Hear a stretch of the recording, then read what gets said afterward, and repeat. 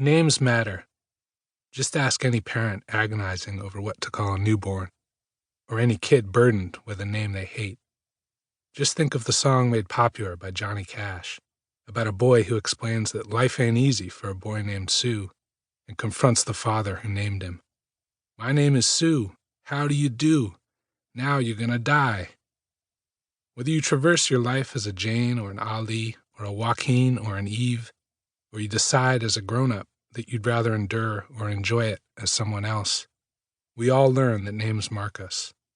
Totems of identity, systems of illusion, names can signal where we're from, who our people are, who we attach ourselves to, which Bible character or dead relative or living movie star our namers loved best.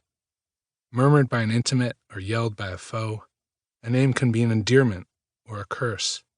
Declaimed by protesters in the street, a name becomes an assertion of dignity, of rights, and of the refusal to overlook or forget. Names are shorthand, they're synecdoche, they are acknowledgments or shapers of history, containers for memory or for hope. And if names matter so much when attached to people, they matter even more when attached to places, as labels that last longer in our minds and on our maps than any single human life. Name, though it seem but a superficial and outward matter, yet it carrieth much impression and enchantment. That's how Francis Bacon described the matrix of associations we affix, consciously or not, to the public words by which we navigate our days. Place names can bind people together or keep them apart. They can encode history and signal mores. They can proclaim what a culture venerates at one moment in time and serve as vessels for how it evolves and shifts later on. Gettysburg, Attica, Stonewall, Rome, Wall Street, Main Street, Alabama, Prague, Malibu, Beirut, Boca Raton. Place names can summon worlds and evoke epochs in just a few syllables.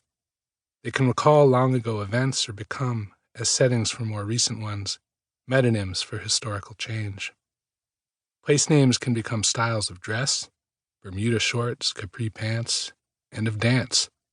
Once we did the Charleston, now we do the Rockaway. They can hail rebellions or honor heroes or spring, like Sleepy Hollow and Zion, from books. Whether a name's born of whimsy or faith, whether it was first written down by Cavalier in his log or bureaucrat in a city hall, its impression and enchantment derives, too, from the truth that its meaning can't be fully divorced from its roots. In place names lie stories. Stories, in the first instance, about their coiners. Tales, say, about the long-ago Dutchman who wandered an island of wetlands and hills that the people who lived there may or may not have called Mannahatta, but whose northern acreage those Dutchmen named for a marshy town in Holland called Harlem. Then there are also stories about the complex or contradictory processes by which certain labels come to be recognized as official. Stories about how people, singly or in groups, attach certain attributes to place names that grow iconic. Iconic of, for example, as with 20th century Harlem, Black culture and pride.